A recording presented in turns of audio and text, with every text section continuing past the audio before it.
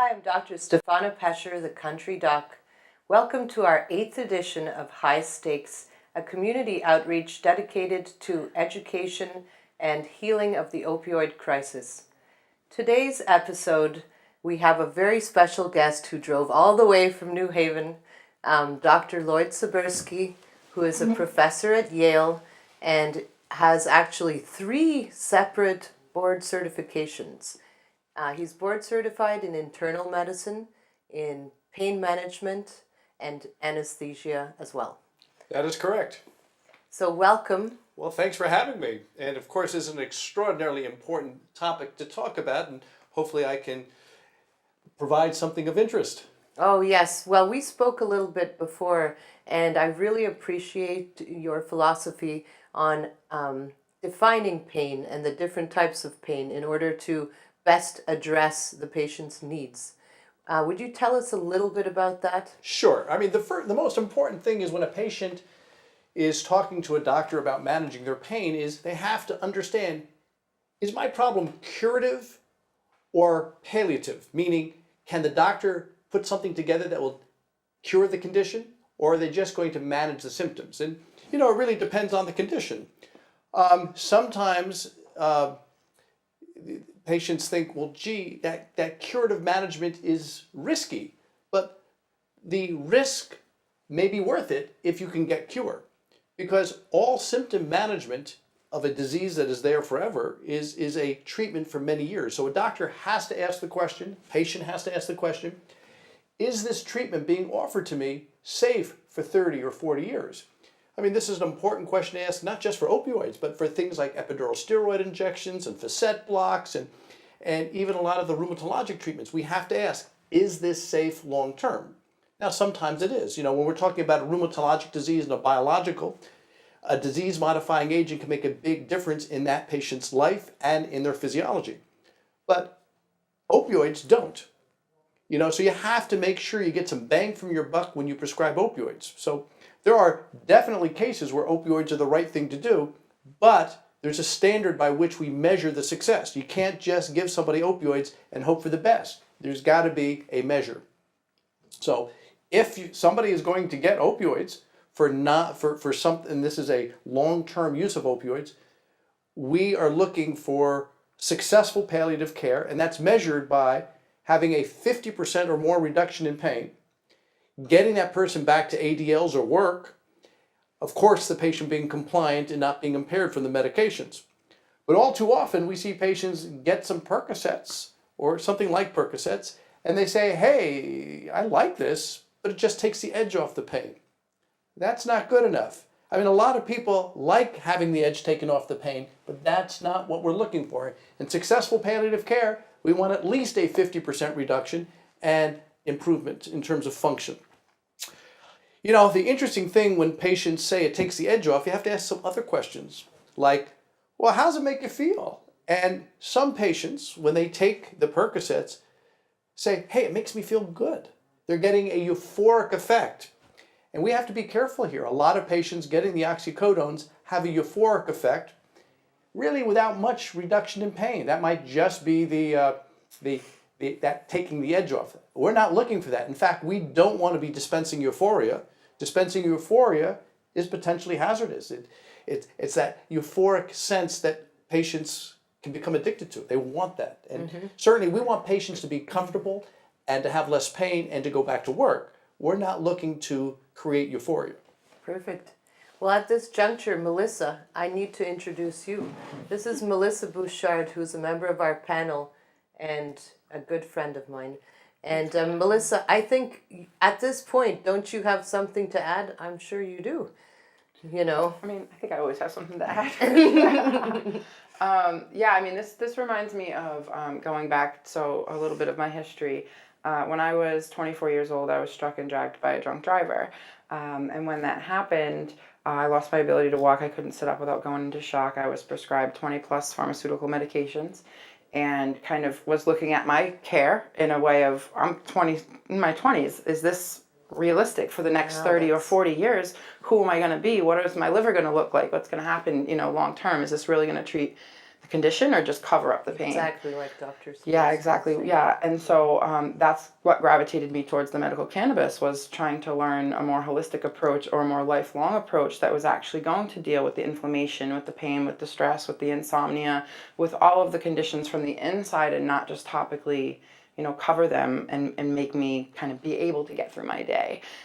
So it's when I became a big proponent for the for the holistic approach, and not just the cannabis, but like the turmerics and the other herbs that we discuss, or our diet, all of those things. Yeah, cannabis is a great tool, but it's certainly not a cure-all or the only answer. And so we kind of have to look at everything, and opioids as well. There's a time and place for them. I've had 7, 8, 10 orthopedic surgeries and cadaver tissues and bones and metal in and out, and in those times, I needed pharmaceutical medicine, to get through the pain. So it's nice to have doctors that understand both sides of it and want to treat the whole person and meet them where they're at. Yeah, that's an important point.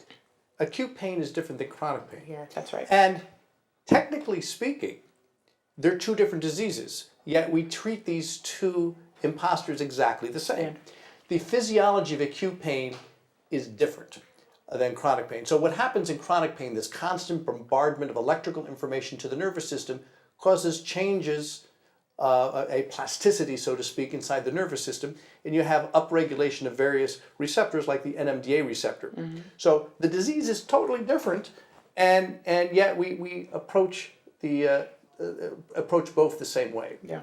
Now, the first order of business in any case is if you have chronic pain and you're not getting better, you have to pursue with the appropriate providers whether there is something that can be cured.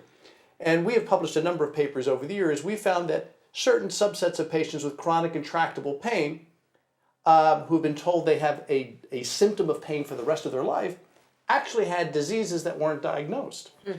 And that was critically important because once you can make a diagnosis, let's say it's multiple sclerosis or cervical myelopathy, then there is an understanding of how you need to proceed based on evidence-based medicine. But if you don't have an idea of where you're going and you're just treating pain, then you're just throwing stuff at the patient. And that's how patients like yourself end up on so many different medications. I mean, nobody should be on that many medications because the question should be asked, is it safe or even feasible to be on these? I've sat down and calculated with my patients who've come into the office and they're on a dozen or 24 medications, and they're taking them TID, or 3 times a day, 4 times a day, 5 times a day. And if you mark down what they are doing and how much time how time consuming it is, yes. That is like you need a PhD or an MD or an RN to handle that. It reminded me of when I was first feeding my infant, and you had to mark okay, today. This is ludicrous. So the system is not thinking about the practicality of it. What we do is if I have to manage somebody with medication long term, we try to do morning medications and nighttime medications so the daytime is free to go about your business. One of the things that's very dangerous is this pill-taking behavior. It reinforces dependency. So what we try to do is minimize the amount of pills, and especially as needed medication, what we call PRN medication for pain. You see, if you have chronic pain and you always take a pain med, PRN, or as needed for pain, that reinforces taking that pill because you're getting a reward for pain. You're creating an addiction, first off, and then what's happening is we're sort of not letting the medicine, we're getting into a system where the medicine's not working. Because if you have to take something every couple of hours, clearly that system is not effective, and we have to find another system. So that's one of the things that I had to seek out in my own sort of self-medicating with the medical cannabis. So going back to that was in figuring out what dose can I take, and it generally came in a tincture form or an edible form. What dose can I take that will get me through the day, rather than taking something then taking something else, because all that creates is a behavior of seeking a high. It doesn't create a cure. You're absolutely right. So the management of chronic pain, if you're using opioids, is what we call time contingent, not pain contingent. So the person wakes up at 8 o'clock in the morning, they take their 12-hour medication, and they go about their business. And on a good day, they're perfectly happy.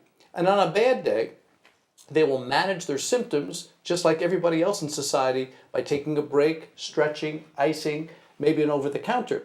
But what we don't want is every single time they have a increased amount of pain, they pop a pill. Yeah. That reinforces this pill-taking behavior, which we have reinforced as physicians because we are managing chronic pain the same as acute pain. It's okay if you're a fresh post-op patient to be popping a pain pill every couple of hours because that's how we manage it for the first week. And in some cases where we have serious traumas to the spine or the body, we may prolong that. But we as physicians have been very bad about cutting that off and stopping it. And that's endemic. I agree. And I think it's part of, a doctor wants to keep their patient happy. They don't want to see their patient in pain, right? So it's a catch-22, but I think it's the responsibility of the doctor to stop prescribing these things that don't work and Wow. then creating an epidemic. Do you know how powerful what you just said is? You see, the practice of medicine is yes, we want to take care of patients and make them better, but at the same time, physicians are human beings and they're interacting with the public. They do want to keep their patients happy. Yeah. And that, when a patient comes into a doctor, it's like one of the questions, the doctor needs to understand what is that patient looking for at this visit. And sometimes it's a pain med and sometimes it's an antibiotic. So doctors will go out of their way to try to make their patients happy. Now, here's where we run into trouble. Parents do that too, right? And we run into trouble. We give them their way all the time. We don't give in. We don't give in. Well, but so obviously doctors and patients need to be better educated along these lines. But sure, we as doctors have created or contributed to this problem. But, obviously there was a demand. The demand came knocking on the doors, and the doctors provided these medications thinking they were helping. And in some circumstances they did help. Other circumstances they made things very bad. And I think it's important for patients to understand the difference between curative and palliative. And if your doctor is providing you palliative care, you have to ask the question, is this safe to take for 20 years or 30 years? Yeah. Go ahead, Melissa. You touched on something earlier, and I just wanted to go back. Are you finding that, I think one of the things that doctors don't discuss with patients as a first line of defense is ancillary services, chiropractor, physical therapist, scan, things that can really kind of figure out what the underlying condition is rather than just cover it up with pain medicine. All right, well, let me respond to that. The ancillary services generally don't figure out what the condition is. They can provide a service. The physician is the specially trained person to make a diagnosis. Right. And then they can bring in the services of ancillary services. Now, they should be routinely bringing in physical therapy, and they should routinely be bringing in nutrition and weight control. Those things are all well accepted within evidence-based medicine. Chiropractic is more accepted these days, and I think that the data on chiropractic relative to acute injury is pretty good. In fact, I think the cost of chiropractic is less expensive than internal medicine or orthopedic surgery for the management of a new acute spine problem. However, I'm not confident that chiropractic is the right answer for chronic intractable pain disorders. I think fundamentally we need to stick with evidence-based medicine to make sure we have a medical diagnosis or the best medical diagnosis, and then based on that, we can decide if chiropractic services might be of utility or other services. Sure. And so on that, I agree with you, and I'm just saying that mentioning the scans and the things like that, far too often I just think doctors will put the carriage before the horse in terms of just prescribing the medicine or going back to weight loss. I've changed my diet, lost over 80 pounds working on, I used to have severe chronic pain, and a lot of it's gone away with just the weight loss and diet change and just moving about more, objects in motion, stay in motion.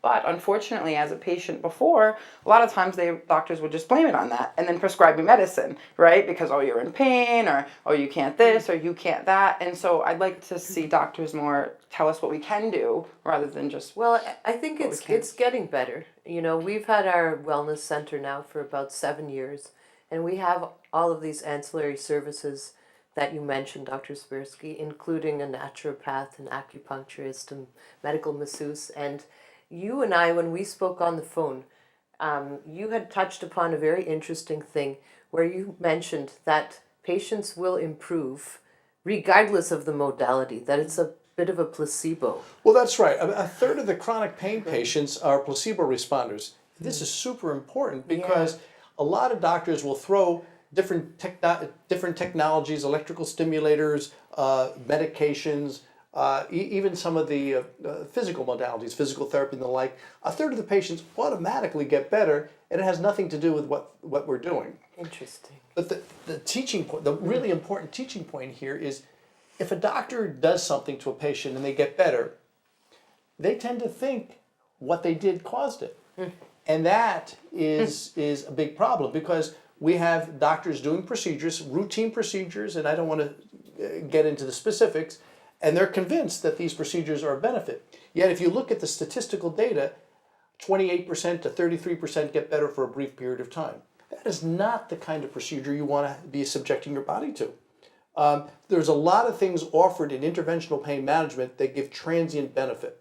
And you, as a person with chronic pain, you don't want those. You want to pick things that have a probability that can change your life and be impactful for decades or years. So a lot of the interventions that we find in interventional pain management are certainly good for acute pain and subacute pain, or acute pain on top of chronic, but they don't work very well for true, legitimate chronic pain. And that's the problem. We don't have good treatments in evidence-based medicine for chronic pain. The best thing you can do if you have chronic pain is find a physician that can work with you to find out what the diagnosis really is. And in some diseases, in one paper we published, we found the error rate was as high as 92%, meaning 100 patients that came in that had that particular disease, 92 out of the 100 was wrong. What was that disease state? Complex regional pain syndrome. So, but we find chronic pain is often misdiagnosed.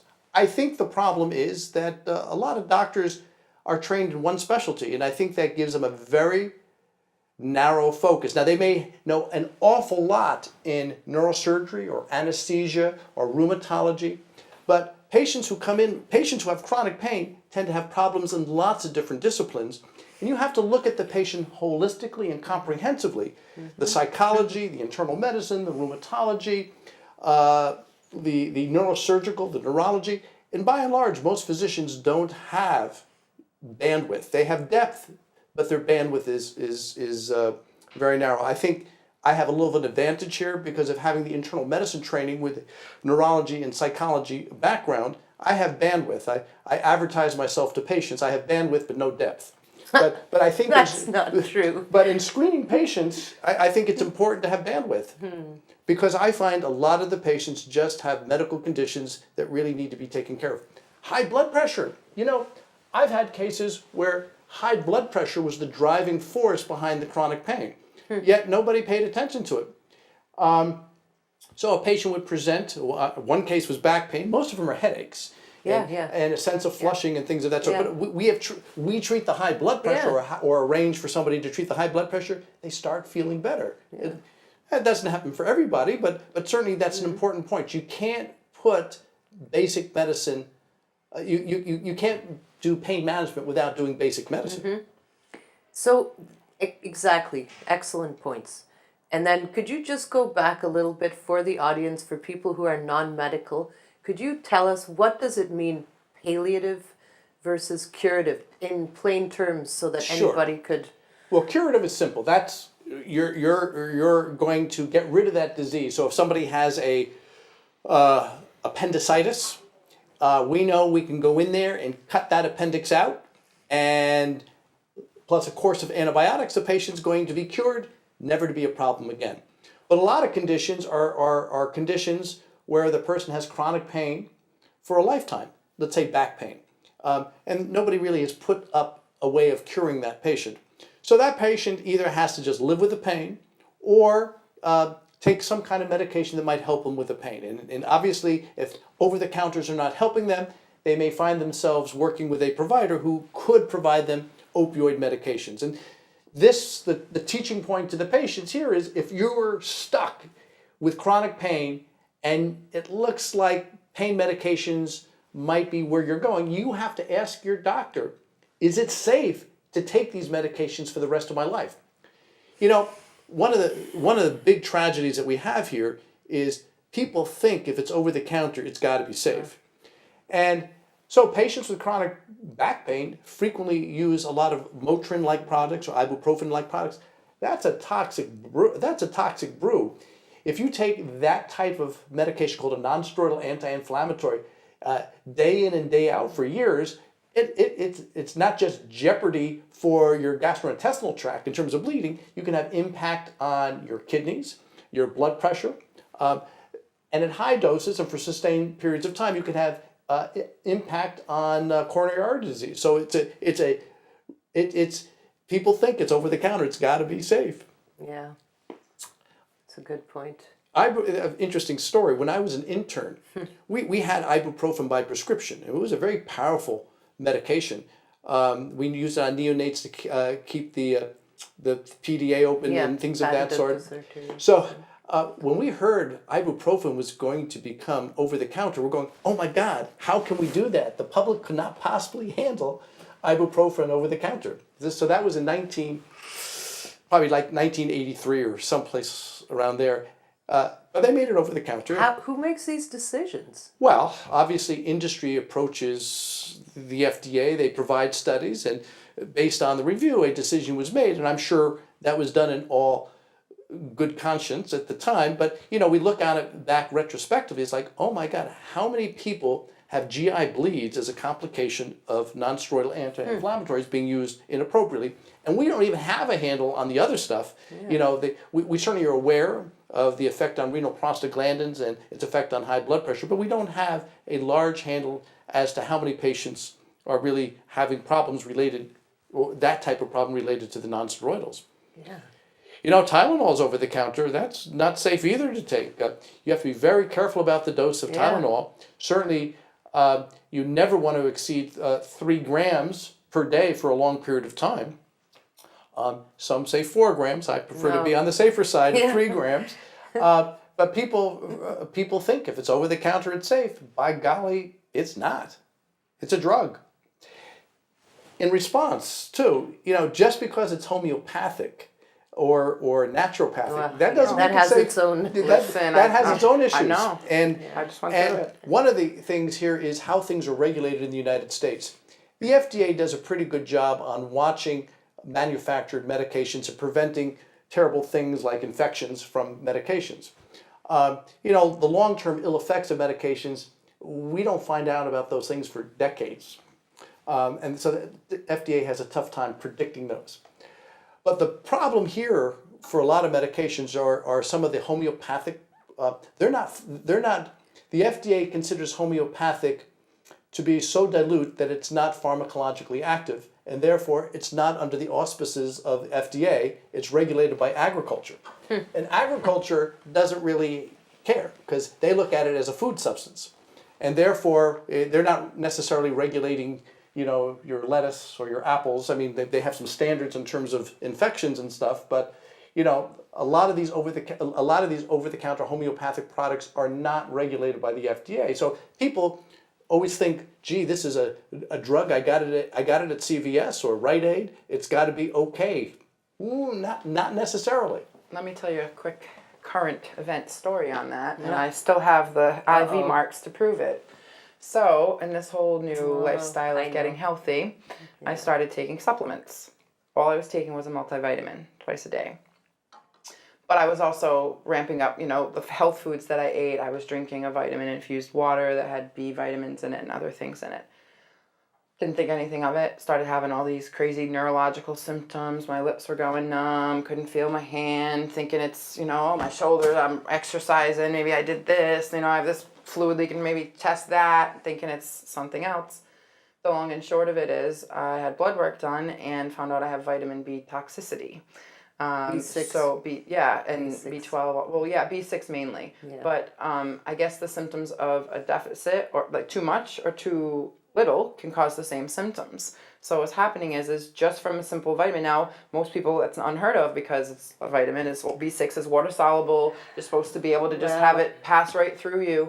But apparently what they're finding is, and the research is, again, doing the test to find the underlying condition, there's a gene that can cause the B to not be able to process as water solubly as other folks. With that being said, I now have to be tested for this gene to figure out what's happening, right? And we're still not convinced that that's totally what it is, but all the other scans have come back completely fine. Well, that is an important teaching point, that just because it's over the counter, just because they call it a vitamin, doesn't mean it's necessarily safe. You know what they say about Americans? What? We have the most expensive urine in the world. Yes, we do, and it all comes right out. So the lesson is I should just be eating the foods that have these things. Yeah, right? sure. Whole, Yes, whole that's foods, what's raw foods, recommended. rather than any type of supplement. Supplements. But we're taught as we'll take it as a just in case. Take it so you know that you've already gotten your vitamins for the day, things like that. And in fact, we don't. There's a lot of things, even like he was saying, homeopathically, that we really don't need and can get innocently enough can get us into some trouble. Well, cost us a lot of money as well. I remember doing when working in a lab, we would actually analyze what. Well, of course we do that, but no, we do that now. But no, I'm talking about analyzing the pills and looking at them. And a lot of times, it's not what you think it is. And you know, well, this brings up a interesting concept: generics. You know, it's called a generic equivalent. Yes, it's not equivalent at all. Well, the FDA really regulates the active ingredient, and my understanding of the ruling is a generic should be about 80% within 20% of the brand. Yeah. So I suppose that means you can have a swing from 80 to 120 if you were dealing with something that was 100 milligrams. So there can be a wide variation and still be an acceptable generic. The issue for the safety of generics is where it's manufactured and how it's manufactured. If it's manufactured in an FDA supervised factory, it's going to be pretty good. But what you don't want to be getting are generic equivalents, or what you think are generic equivalents, from manufacturers that are not looked at by the FDA. So for instance, with the internet now, you can dial in and get a cheaper product from some foreign place, and you don't know if that factory is being observed by the FDA. Yeah. Most of the medications that come in through to the United States to our major pharmacies that are manufactured outside the United States are manufactured in FDA approved facilities. So even if it's in India, it can be a very fine facility, but it's being inspected. And so generally speaking, when you go to a pharmacy, the people that purchase their medications are certainly looking for the best deal, but they go to what we would call FDA-approved manufacturers. You have to be careful when you use the internet that the stuff that you're getting is not coming from an FDA-approved manufacturer. You need to confirm. I mean, obviously, you do not want... These vitamins were not cheap, unfortunately, and I can't take them anymore, and they came directly from my doctor's office. Oh, so well, I think even in that, we have to... It's just the point, that's even more worrisome. It's scary, right? Exactly. So the people need to understand where these drugs are coming from. And just because, I think Viagra, I was just reading up on that, just because it's Viagra doesn't mean it's really coming from the right folks. And the same thing with vitamins. Just because it says, hey, this is the best multivitamin around, I would be very apprehensive if I didn't know where it was coming from. So most of the major manufacturers that you know of in the United States make a reliable product. But there's a lot of products being sold through the internet, perhaps at your doctor or perhaps at other places that are not regulated. And so I'm concerned that medications that are really shouldn't be available are becoming available. And people like yourself are susceptible to that. I mean, obviously you want to move on, you want something other than opioids, and here it is. Homeopathic, naturopathic, non-toxic, maybe not. Apparently not. Well, that's a lot of patients lately have been coming in, and everybody's hearing about hemp oil, and it being a great substitute, a great anti-inflammatory. And I keep telling them, you have to buy it from a reputable grower in Maine or Colorado, somewhere where it's regulated. They come in, they bring in the bottle, and I look and it says imported into Nevada or something, or into California, from where no one knows. No one knows where it's sourced. And what's even more scary is we know that hemp is used as a remediation for the environment. So places like Chernobyl that had a nuclear accident plant hemp intentionally there because it remediates the soil. And now they're extracting Can you imagine what's in that oil? I mean, that's really, people have to be so careful about sourcing. Even So when it is another case of Russian interference. There you go. Yeah. I don't know what that number 30 stands for, but 30 minutes left. 30 left. oh, I see. I think even when I think my point would be that even when it is regulated or by the FDA, it's a conscious decision that we have to make of like really like how much do we need this? Yes. Like am I sleeping right? What's my schedule? You know, like what am I? We have to pay attention to what we put in our body and kind of go back to that minimalist approach that worked for folks where these diseases and addictions and all these issues weren't really so much of an issue. But we have to be careful of the products you choose. You know, and it's interesting because a person will go to the store and they'll be very picky about the fruits and vegetables they pick. They'll smell it, they'll squeeze it, and they're very picky about it. But they don't exercise those same level of precautions for the medicines they take. They just take the bottle, they open it up, they pop the pill. You have to be just, if you're putting it in your mouth, you have to be just as thoughtful as to the safety of that pill. And more so. I mean, obviously, a nice juicy tomato, odds are it's a good tomato. But a pill in a bottle, maybe not. A lot of time we can find what's in that pill bottle in the juicy tomato or fruit or something else and not need the pill. Encouraging healthy eating and building blocks and all that again. It is the foundation. It really is. It's what we are, what we eat. Yeah. Well, and good eating habits begin at home and begin even in elementary school where you teach children these things. And I suspect we're not doing such a good job. No, and there's a big initiative now in North Stonington to feed the kids from the farms and bring in that kind of food, healthy, locally grown produce. Well, that's a wonderful without thing. chemicals. I mean, I don't know why that's not obvious to everyone. Well, it's not the issue of chemicals. It's the issue of teaching kids that they don't have to have, Junk food. You see, well, that's right. Everyone looks forward to like turkey and gravy day, and if we could look forward to some other thing, it might just change how. Yeah. You know, look, a lot of that stuff that's put into food, it's not put in there because they want to put chemicals in. It's put in there because they want to extend the shelf life. And, you know, obviously, if you want to have a national brand, you got to have a shelf life better than a day. Yeah. But yeah, if we have more local and regional suppliers, then you would get your goods locally and not have to worry about the shelf life. So your loaf of bread is freshly baked at the baker and, you know, goes stale in a couple days. Your fruits and vegetables come from a local source, and meats and other, you know, Like imagine protein if we sources. could learn that ginger is actually like off-white and not pink. You know, fresh. I didn't know that. You didn't? You didn't know that. Stop it. Oh, I just taught a doctor at Yale something. I can go now. Well, my wife's been teaching me things for years, and there's a lot I don't know. Women will do that, you know. Well, We're good for that. well, she says I'm lacking an X chromosome. Wow. Well, you have one. I'm sure your success is much to be credited to her, so thanking it, her. yeah. Yeah. Oh, well, so, you know, certain medications, to your comment about generics, we especially notice thyroid medications and antidepressants. Especially, usually we need to up the dose by 2, double the dose to get the same effect as a brand.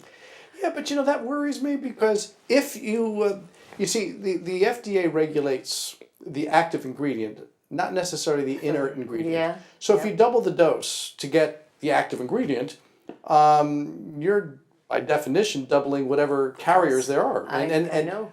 whatever they may be. It shouldn't have to be that way, but that's what we're finding. So yeah, you know, the cost is significant. You know, it would be nice if we could analyze the pill and see what exactly is in there. But a lot of times you're proceeding and you don't have a good idea of what's in that pill. Here's another problem. The insurance companies are sometimes forcing patients to get these generics. Yes. Patient would say, look, I just want the brand, but they're forced to get the generic because of the cost issue. They won't even let us pay the difference as a patient. Like, we'll cover up to the cost of what we would have paid, and then you can pay the difference on the brand. They won't. See, this is coming from the perspective that all generics are equal.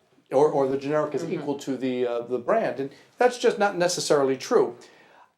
I think by and large it's okay for most patients, but there's certainly individual patients that don't seem to do well with the generics, and certainly they should be allowed to get the brand as long as the doctor writes a note and for whatever reason can document why they feel clinically. Wasn't there something, and I'm not sure of the exact form, but there was a form of Vicodin, and I remember having some elderly patients that were prescribed opioids, and there was a certain brand, I think it was like the name brand with the V on it, and it had like the acetaminophen and everything in it, but they could take a much less dose of the Vicodin if it were this name brand, like time release, whatever it were, but regular Vicodin, they had, like you said, take double and triple of those amounts. Well, sure. No, that's still a controlled product. All controlled substances in the United States, even if they're generic, are tightly controlled.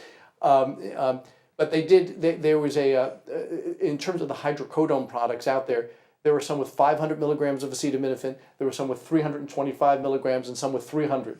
So the concern here on that is that if the teaching in the 1990s is there is no limit to the dose of opioids you can give a patient. You can just keep going up and up and up and up. There is no limit. That's actually applicable for, let's say, a post-op patient or a cancer patient, but in chronic pain that's definitely not the case. We actually have an upper limit dose as to what's appropriate. But the concern here, the teaching point there, is that if you were believing that there's no limit, if you just kept on giving them hydrocodone, patient could get sick and die from acetaminophen toxin. Yeah. This is an important teaching. Well, it's only in the last few years, probably starting about 2012, we started collecting data as to what is the optimum dose for chronic pain. So prior to the last few years, doctors did not have guidance as to whether there was an upper limit. They were taught there is no upper limit, and they would keep giving doses and doses, and if the patient wasn't better at 100 milligrams, they would end up at 200 and 300 and 400. Of course, I've seen patients on as many as 8 or 10,000 milligrams of oxycodone a day. These are just extraordinary doses. But we now have data that shows that if a patient's going to respond to an opioid, and I'm talking about benign, I'm talking about chronic pain, and with patients that are going to have chronic pain for, let's say, decades. There are patients that respond to it, but generally speaking, it's low-dose opioid. And that's generally 50 milligrams of morphine equivalent or less per day. Now, they've gone as far as saying that you do not want to exceed doses of 90 milligrams in a day of morphine equivalent. And the reason being is if you look at that subset of patients long term, they have problems. There's a higher incidence of having some sort of event if you're on doses higher than 90 milligrams. So the teaching to primary care physicians and all pain management physicians now is it's okay to use opioids if you have a legitimate medical condition to prescribe it for. Generally speaking, obviously the patient has to be compliant. The expectation, as we spoke before, is there's a 50% or more reduction in pain. They have an improvement in function. And it's okay to increase the dose up to about no more than 90 milligrams. If the patient needs more than 90 milligrams, that more likely than not, those patients long-term will do poorly. So the recommendation is if they need more than 90, they're not candidates for opioids long-term. Now, so if I have a patient coming in to my practice and he's on 200 or 300 milligrams of morphine equivalent and says they need that to function, and I ask them about their pain relief, and they say, well, it reduces the pain from a 10 to a 7, so that's a 30% reduction, and they're really not doing a whole lot, they're not working full time, that's not a good candidate for using opioids long term. They're already at high dose, they have a modest decrease in pain, their function is not where I would like it to be. I would have those patients detoxified. Now, embedded in our practice for many years, we had an addiction psychiatrist. Now, these patients did not see themselves as addicts, and I didn't treat them as addicts. I treated them as pain patients. And as it turns out, in getting somebody, whether they're an addict or a pain patient, off of opioids, you have to do the same steps. Yeah, it's hard. There's another teaching point that's really, really important that the public should know.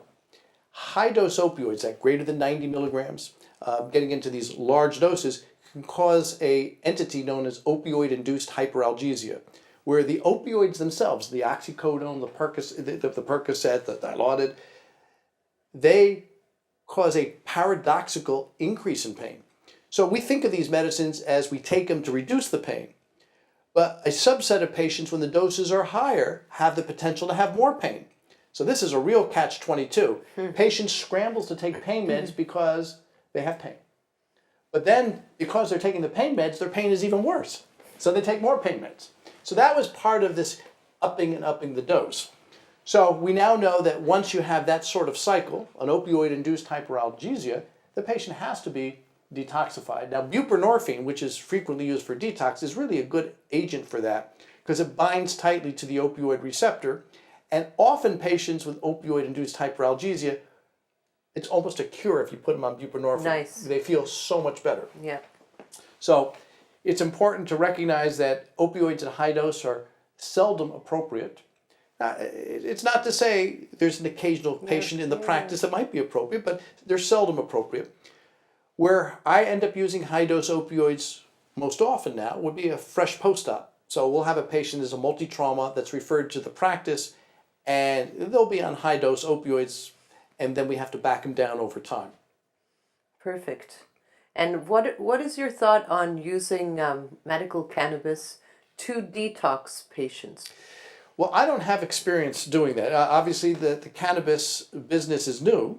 It's only been around for a short while. I have used cannabis intermittently throughout my career, mostly for end of life. And certainly in those situations where stress and anxiety were a part of the death and dying experience, I found it very useful because even though opioids could help the patient, we were concerned, especially as the patients became frailer, respiratory depression. Yeah. So in those circumstances, we could allow the patient to be more cognitively aware, reduce our incidence of respiratory depression, and allow them to have more interactions with their family. So I wasn't using it per se to detox in those circumstances. I was using it to minimize my intox with opioids. Mm-hmm. Now, in my chronic pain practice, we do not like patients to be on cannabis and opioid. Both at the same time. The reason behind that is we're concerned about the concept of impairment. Now, everybody knows about drinking and driving. You don't drive if you've had some alcohol. Well, patients are allowed by law to take their prescription medication, and as long as they don't feel impaired, they can certainly go about driving their car or doing whatever they're doing. As we all know, taking a medicine as innocuous as a Benadryl can impair you and cause motor vehicle accident. Much so. Your blood pressure medication, for that matter. So our patients, we talk about this warning, and as long as the patient is aware, and obviously if they feel impaired, they should not drive. But the concern we have here is mixing multiple agents. So, and this is mixing an opioid with a benzodiazepine, mixing an opioid sometimes with antidepressants, mixing an opioid with cannabis. We don't have enough data. So from a medical legal perspective, I've advised physicians not to do both at the same time. Now, now in our practice, our patients have expressed an interest. I'd like to try cannabis. We don't have a problem with that, but we want them to be off opioids first, or we begin that tapering process. Do you know there is a protocol by a DO, Dr. Sulak out of Maine, and he actually has it on his website, healer.com, how patients on their own can utilize cannabis to get off of opiates. And what we've seen in our practice, a lot of patients on their own utilizing the medical cannabis have been able to reduce and come off of their opiates without all the symptoms of withdrawal. Need a really motivated patient. They tend to be. Yeah. So I think that's great. We certainly don't have enough data on it. Yes. My practice had the benefit of having an addiction psychiatrist embedded in the practice who handled that. Perfect. Regrettably, though, he just recently retired, and I'm looking for a new addiction psychiatrist. Oh, are you? Okay. But after 14, he was with us for 14 years. So that's a long time. Very important part of the practice. You can't practice pain management without addressing the issues of addiction. Yeah. And obviously that's in almost all medicine too. Yep. You know, it's interesting. I tell the medical students we almost practice medicine, allopathic medicine, neurosurgery, neurology, internal medicine, as though addiction didn't exist, as though psychology and psychiatry didn't exist. You can't take care of it. Intertwined. Well, part of it has to do with how we've structured our healthcare system. Doctors on the primary care level have a very finite amount of time to be with patients, and it's just not enough to explore. Also, just about the time the doctor is just starting to get to know the patient, the insurance changes and the patient has to have another primary care physician. So the healthcare insurance switching back and forth really forces patients not to have that continuity of care. Let me give you an example. My father was a physician, and he picked up a patient post-World War II. She was in a concentration camp, and she had a lot of issues. Now, my father was a gynecologist, but prior to World War II, he practiced as a GP. And he kept her as a patient, even though it was not providing her gynecologic services on a regular way. He took care of her for 30 some odd years. And when he came towards his retirement, his partner took over the case. Actually, my uncle took over the case and managed it for another 10 or 15 years. And when it came to his retirement, they sent the patient to me. And so this one family had physicians had continuity of care from 1945 until 1995, until her death. So, okay, that's an unusual circumstance, but it's an important point. Continuity of care is critical in understanding your patients. Right now, I'll pick on orthopedics now. Orthopedic surgeons, well trained to provide orthopedic surgical procedures, and that's how they make their money. And they do a good job at it. But back in the old days, if an orthopedic surgeon had a problem patient, they didn't get better from the surgery, they would just hold on to that patient, and the patient would come back every month or two, and the orthopedic surgeon would take care of their patient. That's not the case anymore. So after the patient has been operated on, and let's say has been with the orthopedic surgeon 6 months post-op or 3 months post-op, that patient is transferred to another practice, to a physiatrist or to a pain management specialist. So that long-term continuity of care is gone. Now, the importance of this is the orthopedic surgeon is no longer seeing his patient that he operated on for the next 20 years. So that long-term education that you have in managing a patient serially is gone.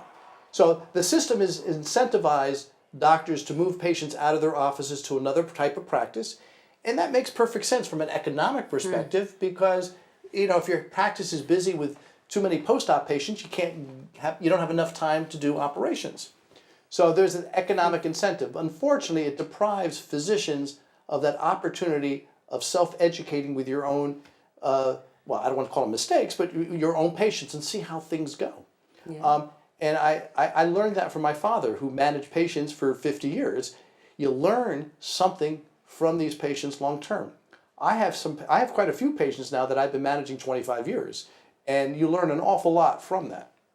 Yeah, that's wonderful. We too, we love our patients and have a long continuity, and it's all about the relationship. Sure, but as I said, the healthcare system doesn't really foster that.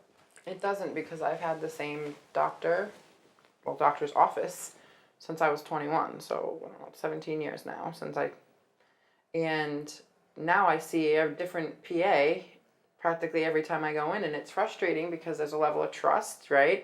And then you have to go over your whole history, or there's just this whole time that gets taken up from being able to actually treat the issue because you're spending so much time on sort of introductions and the history of it all. Well, I can understand. Well, and PAs are great, and APRNs are great, but they're not trained to the same level as physicians. And unfortunately, because of the costing of medicine, we're seeing physicians kind of moving towards being technicians. A lot of subspecialties, the physicians are just doing the procedures or doing the operations, and leaving the day-to-day management to the physician's assistants or other mid-levels. I'm not so sure that's a good thing. I mean, there's a lot of things that a mid-level can handle just fine, and maybe the majority of things. But a physician who's trained in the science of medicine often can synthesize things in a way that a mid-level cannot. Not just that, but look, a car, right? If you've had a car for 20 years, right? Someone else gets in it and drives it and they're like, oh, this thing doesn't, but you're like, oh, you gotta press the gas a certain way, or you just kind of know how to finagle it, or you know what they look like, you know when things are right or when things are wrong. And I think that's the same to be said with healthcare, with patients and relationships. I think I just must be blessed to have my team, because we really are the same. If you ask me how I'm going to handle it, and then you ask them how they're going to handle it, you're going to get the same answer every time. And I've had plenty of great care from PAs, and sometimes even more. They're really anxious or just started out of school, they really want to help you feel better. It's not to knock that. It's just I to know go what back you're to what saying. he said of It's just that relationship and that transparency and that history that you have, and just being able to call those shots and trust that doctor versus kind of always seeking a second opinion or not really sure. Okay. Along the same lines, I've mused over this. Typically, how we work a walk-in, let's say, emergency room, we often have our least trained practitioner assess the patient. And it might be a medical student or an intern or a physician's assistant. That's a very inefficient. Well, that's sure, but it's a very inefficient system because they don't have that fund of knowledge. I would think you would take your best trained physician, broad perspective, to be first contact, because it's that person who first makes contact that makes a lot of decisions that have long-term impact. Because I've looked over a lot of cases, and it was just bad decision-making right from the get-go until finally a senior-level physician reviewed the case and says, hey, stop it. And it seems to me our whole healthcare system is upside down. Another life almost died story. So I was down right after the Gulf spill, and had some water, ingested some water that I shouldn't have had, and got really sick, got Shigella soni. But same thing, went to the emergency room, presented in euphoria, was flipping out. They thought I was on drugs. I was literally like being eaten from the inside out. Septic, Yeah, probably. septic, yeah. And so all these doctors, they wanted to send me home, go to the clinic in town and all this. And if it wasn't for the grace of God or this one Caribbean doctor that just so happened, was versed and knew everything, and he was like, test her for this specific thing now, and tested me. And if it weren't for that, they said I would have been in some really bad shape in the next 24 hours. That is my point. I mean, but it really depends on the presentation. The system we've developed it's very cost effective to have lesser trained folks up front. And having doctors that have done 2 and 3 residencies to screen patients, there's just not enough of them around. So the model is driven by economics. But from a practical sense, it makes, to me, having your best trained person up front. I suppose having a computer like Watson, one of these intelligent interactive computers that can help you screen the patients in real time, so that an intern can be a genius in terms of processing data. Yeah, that's the thought. I mean, that's where it's heading anyway. I hope so. Streamlining would be smart. Yeah. Well, medicine is just packed with so much stuff that you have to learn. I did, I just went to medical school, and then I did a number of residencies. Yeah, you must. So this is going out 12 years after college. You can't keep on adding years and years. Our life expectancy is not growing. What we have to do is make our folks smarter with interactive devices and real-time computers. AI, artificial intelligence, will certainly make all practitioners better. Help us get to the point a lot quicker too. Well, I'm sure that's where it's going in telemedicine as well, and all these other modalities where you can utilize these things. Well, that also will allow you as physicians to interface with other specialists and sort of communicate in a more real-time way, I think, as well. Yeah. So, Dr. Sabersky, too, you kind of surprised me a little bit earlier. You told me you're a veteran, and you come from a long line of veterans who are also doctors. Well, I have the least impressive military stats, but my father was a physician in World War II, was overseas in the Pacific Theater for 5 years, in the trenches, serving our nation. I joined the reserves when I was doing my anesthesia residency, and was active duty in the reserves for 8 years. My father achieved the rank of colonel. I achieved the rank of major, and I was active duty during the time of Desert Storm. My son, also a physician, did ROTC and it was active duty in Afghanistan and spent a year doing a lot of heroic things, and subsequent to that has returned back to the States, still active duty military, but is doing his residency. Wow, that's really So yeah, impressive. we're three generations of Dr. Saberskys. And right now, I outrank my son. My father was a colonel, I was a major, my son's a captain. So I'm still the boss. You'll be the boss no matter his rank. I don't know. Well, thank you for your service. Well, thank you. Really, that's phenomenal. Well, so if you could change one thing now, is there any one thing that you think can be done to improve this situation we find ourselves in with this Yes. I think we need a single payer system. We have to extract money out of medicine. Money, although most physicians and most things in the system, the money does not impact the medical decision making, but frequently it does. And as long as money influences doctor decision making, healthcare decision making, pharmaceutical decision making, it's a problem. And all people who are sick should be able to get good health care.